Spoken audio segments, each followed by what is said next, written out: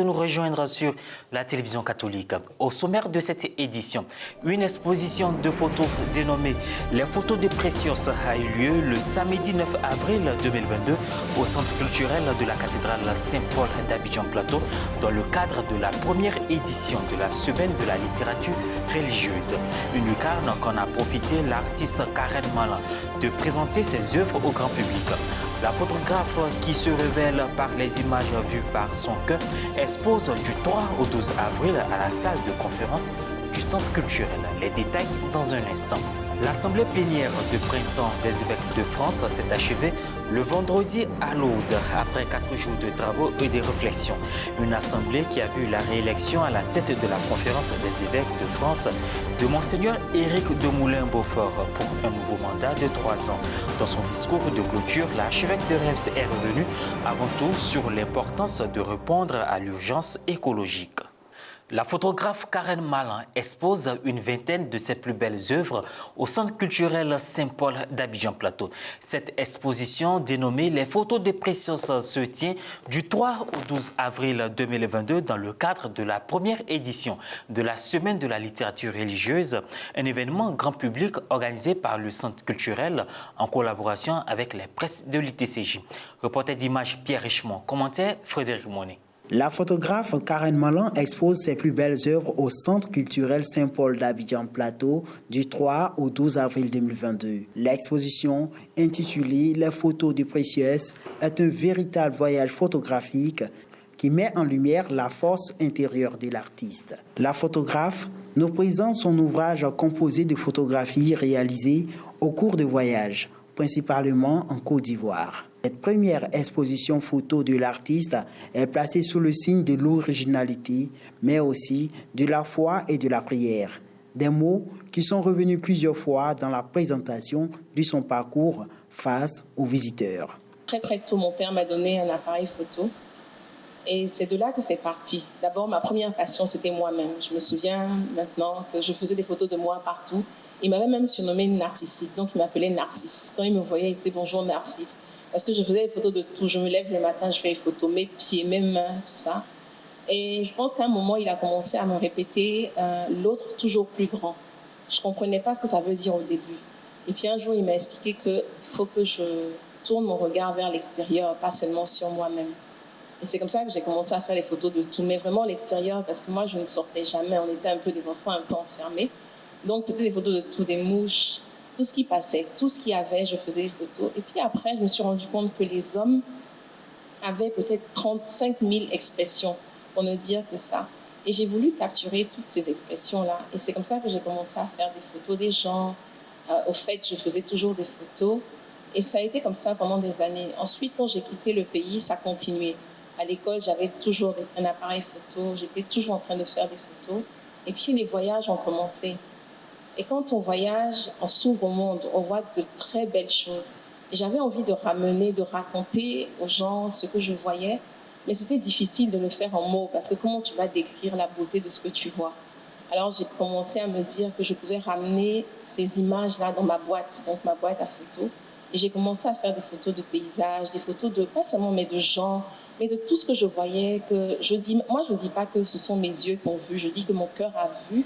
Mes yeux ont aimé et puis ça touche ma sensibilité, je fais la photo. Et moi, quand je rencontre cette femme-là, je n'ai pas vu tout de suite qu'elle était aveugle. Je voyais une très belle femme qui était devant moi et c'est après que je me suis rendu compte que, mais en fait, c'est vrai, elle est aveugle. Mais les photos de cette femme-là, je ne dis pas que c'est moi qui les fais parce que comme je vous dis, ça revient encore à la prière, ça revient à la foi. Chaque fois que je fais des photos, et ça, c'est vraiment un secret que je partage pour ceux peut-être qui voudront emprunter la voie comme je l'emprunte.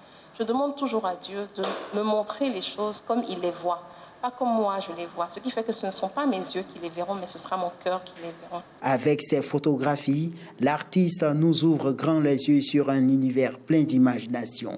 Je vais vous dire quelque chose par rapport aux photos, je ne réfléchis pas. Dès que quelque chose, comme je dis, quand mon cœur aime, je fais la photo. Et puis après, on va réfléchir. Et même, moi, je vous laisse réfléchir. Si vous voulez trouver un sens profond à ça, vraiment, moi, j'ai fait ma part. Je vous ai ramené un bout de ce que j'ai vu. Maintenant, c'est à vous de faire le reste. À l'occasion de la première édition de la Semaine de la littérature religieuse, organisée par le Centre culturel Saint-Paul en collaboration avec les presses de l'ITCJ, l'auteur d'une éclectique production photographique, restée jusqu'alors confidentielle, se dévoile au grand public.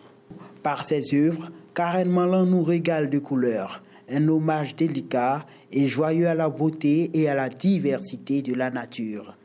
Car ces photographies nous font voyager au gré de nos rêves. L'exposition a permis, comme d'habitude, des échanges cordiaux et enrichissants. Tout le monde a un peu sorti des mots-clés. À chaque fois, on a parlé de photos de l'âme, la vue du cœur, l'amour et tout. Il y a vraiment de la profondeur. J'ai été surprise. Elle fait beaucoup de portraits des amis. C'est vraiment ce qu'on voit principalement. En tout cas, moi, c'est ce que je retiens principalement d'elle. Mais c'est vrai que je pense qu'il ne fallait pas rester trop dans ce cadre-là. Là, ça permet de voir la panoplie des choses qu'elle sait faire. Donc, c'est vrai que c'était la bonne occasion, là, pour cette première exposition, de faire le tour de tous les talents, je vais dire. Mais en tout cas, ce que je voulais partager, c'est que je suis vraiment contente de cette étape qu'elle a franchie, là. Parmi ce vaste et fascinant répertoire d'images de la photographe, l'accent est aussi mis sur la femme. Impression des visiteurs. Voilà, c'était une belle exposition, une belle conférence aussi. L'artiste voulait que ces tableaux parlent pour elle. Ces tableaux ont parlé pour elle. Elle aussi, elle a bien parlé de ces tableaux. Elle nous a aidé à comprendre le sens de chaque tableau. C'est un devoir de venir regarder cette première exposition. Au-delà de mes espérances, je suis vraiment bluffé par la qualité du travail qu'elle fait. Et vraiment, tous mes voeux de succès à Princesse, comme je l'appelle. Karen Malan, artiste contemporaine, passionnée de la photographie, nous invite à découvrir le beau dans ses créations. Un voyage en couleur dans l'intimité de son objectif et la lumière de son regard. Caritas Côte d'Ivoire et le bureau régional Afrique de l'Ouest de Catholic Relief Services, CRS, ont organisé du mardi 29 au jeudi 31 mars 2022 à Abidjan un atelier de réflexion sur le partenariat et le leadership local. Après 3 jours d'intenses travaux dans la capitale économique ivoirienne, les deux entités ont convenu de rendre plus étroites leurs relations afin de prendre en compte tous les aspects importants contribuant à une planification innovante, pragmatique et durable, de sorte à apporter une réponse efficace aux besoins des populations les plus vulnérables. Cette rencontre de travail avait pour objectif le renforcement des acquis de la Caritas ivoirienne, mais aussi d'amorcer un tournant efficace vers le leadership local. L'Assemblée plénière des évêques de France s'est tenue à Lourdes du 5 au 8 avril. Dans son discours de clôture, Monseigneur Éric de Moulin-Beaufort, archevêque de Reims et président de la Conférence des évêques de France, CEF, a souligné les grands enjeux de demain. L'urgence climatique, les abus sexuels commis dans l'Église, les guerres et l'élection présidentielle. L'urgence climatique, l'urgence de la situation écologique, l'urgence de la dégradation mesurable de la biodiversité, nous les avons ressentis à travers nos invités diocésains pendant le premier jour de notre assemblée. Dimanche, jour d'élection présidentielle. Les enjeux sont grands, l'issue est incertaine. Mais pour nous, ce dimanche est surtout celui des rameaux. Nous tous baptisés, nous allons acclamer le Seigneur qui entre dans Jérusalem. Il est le roi, le Seigneur de nos âmes. Lui seul est digne que nous lui attachions notre liberté.